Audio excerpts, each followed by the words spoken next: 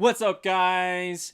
We just saw episode 15 of Star Wars Rebels, The Legacy of Mandalore. Ooh. Yeah, so as the name kind of gives away, there's a legacy and there's Mandalore. So it's about Mandalorians and what's going on with them. Legacy. Like a C? Of what? Accepted. I thought you were gonna get that reference. Oh. He's like Legacy. Oh, Legacy. Yeah, Oh, yeah. okay. Anyways.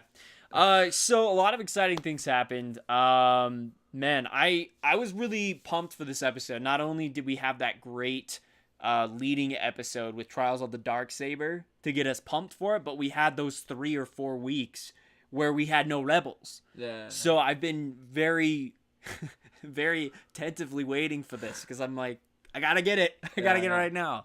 And I was really hoping for this one to be, she comes back, her family and her have a bonding moment, and she gains tons of Mandalorian supporters. That was sort of true. I liked what happened though. Yeah. I liked how it all played out. I like how the beginning of the episode they just get shot down by missiles.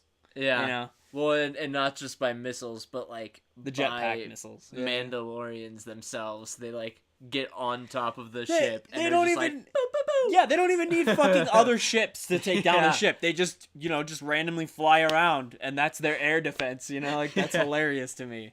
And also perfect. So I really liked. I really dug everything. I think for me the biggest standouts. Fen Rao continues to be a badass. Loving him. I liked her mom. Her mom made sense for what we kind of thought a mom that sold out sort of her daughter to the Empire would be at first. Yeah. And they have a good explanation of why. I like that they go into that, and it's like, no, I was actually just really trying to protect the family, protect the name, and your dad is a prisoner of war essentially right now. We can't do shit until he's freed. And I was a little confused when they were going to the snowy planet at first too. I'm like, this can't be Mandalore, right? Because Mandalore doesn't look like this. I'm assuming it's one of the many planets in the Mandalore system. Yeah. So I'm cool with that. I like the setting. I love how Rebels always throws back to iconic shots in Star Wars when they shoot down the shuttle and, you see it from the point of view from the cockpit going back down and then alternating. And with the snow and everything, too, it totally reminded me of Luke crashing his snowspeeder into Hoth. Yeah. I love that setup. So nobody does it like Rebels. And then, of course, I liked how she fucking took out Gar Saxon. Fuck that guy. Yeah. Yeah. What a piece of shit. Yeah, his name was Gar fucking Saxton, or Saxon, what a douchebag sounding name, Yeah. Yeah, what a bitch, and he got taken out like one. What'd you like? I definitely liked that they showed the clan loyalty of Mandalorians, where even though they're all kind of under the Imperial command, they still the Mandalorians of Ren clan still, like, when all the Imperial ones came in and like started pointing their guns Clan first, they're like, nuh-uh. Yeah, fuck you then, Yeah. We tried to be good citizens, it didn't quite work out. Yeah. I agree. Yeah. And then I also loved how they're about to, like, take captive the Jedi, and then Fen Rao just comes in bursting through the ceiling and gives them their lightsabers. It's like, what's up? We've also been watching a lot of Arrested Development right now, so as soon as Fen Rao came in, Ransom's like, Steve Holt! So anyone who watched that show, you'll understand that. Yeah, I love that shit too. That was an awesome, heroic entrance from Fen Rao. Yeah. And I really do think he's going to be a badass. Now, really quick aside, I'm a little sad that at the end of the episode, Sabine's like, I'm not really feeling like the leader of Mandalore, but I'll find the right one. I think that's alluding, along with Fen Rao still being alive and being a heroic badass, I think we're slowly starting to allude that maybe Fen Rao might be that leader. maybe. Yeah. Though I think it actually might be her father. If they can rescue her, find yeah, the person. I mean, it's got, and going along with our speculation from last week, Yeah. Knights of Ren, Knights of Ren. maybe. Who knows? It's got to be a Ren, right? You would think. Yeah, I think it will. I think it will be Good. Yeah.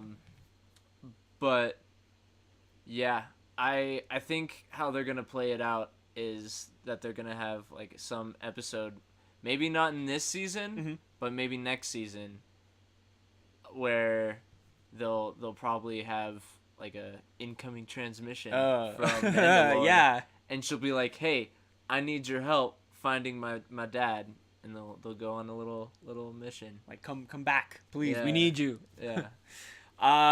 Yeah, I agree. I was a little sad that this was like pretty much a farewell for her character. Although I'm so fucking glad that they didn't actually shoot her in the back. Like for 2 seconds they do that classic, Wild West thing where someone shoots and then you're like, who was it? And then camera pan to Sar Gaxton or Gaxon or whatever. Saxon. Yeah, whatever the fuck his douchebag name is, getting shot by his mom. So that was cool. Appreciated that.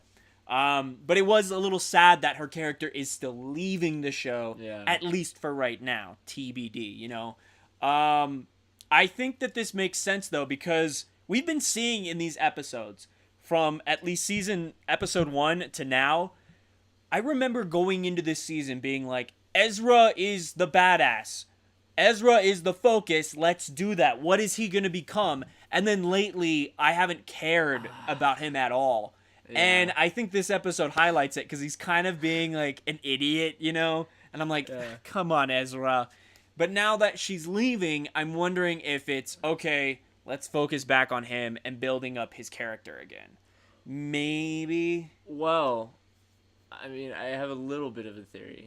Go for it. Hit us. So we saw in the trailer for the last part of the season that there's going to be a duel between Maul and Obi-Wan. Oh yeah, there's going to be a duel. It's going to be a fucking duel. Now, obviously, this show is about, the rebels. The rebels. Yes.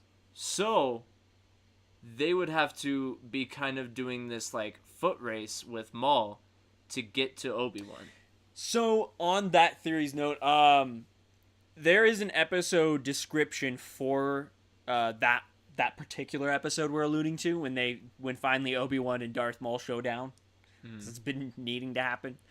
And they did explain it as Ezra realizes something and their paths coincide again. Yeah. So Ezra may finally understand the message inside of the holocron that he and Darth Maul kind of found together. Yeah. So I think he's piecing the puzzles in his mind, and then he's like, oh shit, we gotta go to Tatooine, yo. Yeah. And they're gonna go to Tatooine. So, yeah. And my theory kind of goes along the idea that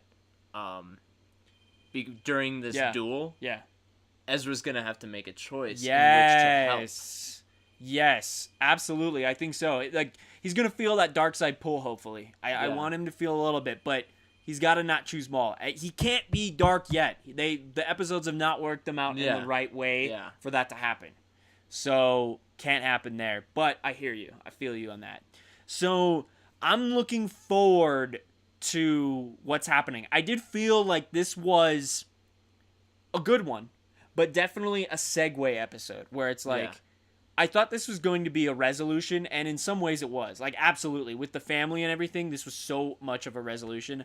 I just didn't realize that the resolution was going to be, let's drop her off as a character for now. Yeah. I'm a little sad about that. So it kind of left me with a little like, damn. But I'm also excited, and I get why she's there. Well, makes sense for her character. Especially because I think they have, during this season, focused a lot on Sabine. That's true. And so I think they're trying to take a break from her to focus on the other characters. Yeah, that's true. I mean, in last episode too was totally like Sabine. Yeah. Sabine, and it was awesome. Sabine.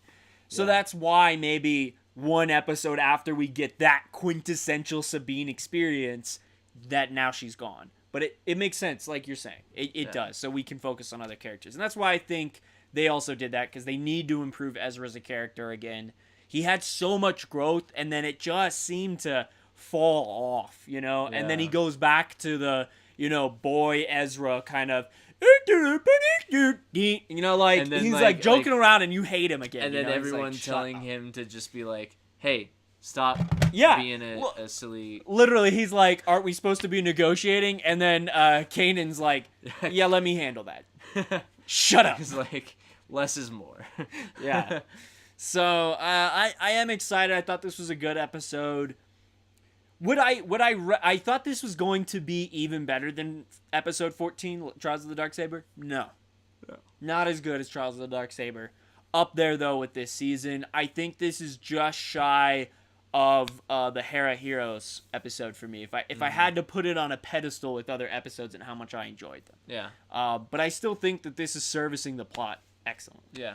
And I definitely think that now that they're making episodes that actually have plot in it, even though they're segue episodes, I definitely think that we'll start seeing more Thrawn and more Ezra activity. Hopefully, man, that fucking trailer. They know how to cut trailers, man. Yeah. These people, whoever's doing the Rebels trailers, keep doing it. You're doing it well. You're doing it right, because Thrawn looks like he is gonna come down hard.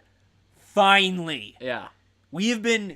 Enough with the mustache twirling. Thrawn is here, and he needs to do some damage. And I think one episode coming up, its description was that he finds out who Fulcrum is. Yep. So. And I can't wait for that, because I am hoping that Thrawn forces him to go against his own will. Because that is Thrawn. Yeah. Thrawn's not just going to kill you, he's going to make you do what he wants you to do. He is going to manipulate you, much like Darth Sidious, into fulfilling his objectives. And I think that's why, when we see why Thrawn is the way he is, and why he is where his position of status is in the Empire, it's because Palpatine probably sees a lot of his own inner thinking in him. Yeah. Yeah. Well, and I really hope that it kind of goes back to season 1, where Fulcrum will go like on a mission to catch some rebels, and will like try and make them get away, but And then it's But a Thrawn trap. Thrawn, yeah. It's a Thrawn trap. Yeah. yeah, that'd Yeah. be cool. I agree. I would love that to be the case. And then, man, when he throws down, I want some deaths. I hate to Yes. say it, but we gotta have some gravitas to what we are doing here, because these guys have got to reach some type of conclusions with their character arcs, or they better lead up to something fucking fabulous for the next season. Because Well, Thrawn's gotta throw down. He's such an important character for that to happen. and especially They can't because misuse him. We've seen a lot of like successes with the rebels. You know, they're building up their They're always army, winning. They're getting their Y-wings. Yeah, Warhead was So, such yeah. a great win for them. Yeah. Even though it was like, I'll get them soon, you know? Yeah. We can't have any more of the get them soon. They need to have a moment where they get fucked. And I'm not talking like Sato gets taken out, you know? Yeah. I need one of the Rebels crew to go down. My initial theory is that that's Zeb. We will see. Yeah. But someone's got to go, because That- they've got to have some loss so that their characters can go through a big transformative moment, and Thrawn can have that epic moment we've literally been waiting the entire season for. Yeah.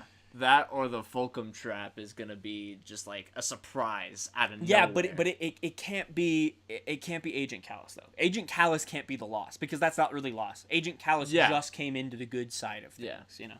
But like, I hear you though. yeah.